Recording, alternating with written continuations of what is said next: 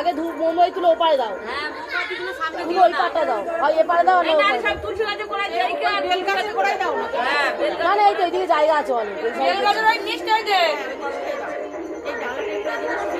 মোমবাতি তুলে দাও।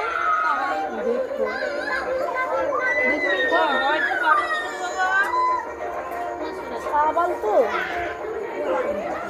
ঠান্ডা পড়েছে আজকে রে, প্রচুর ঠান্ডা লাগছে।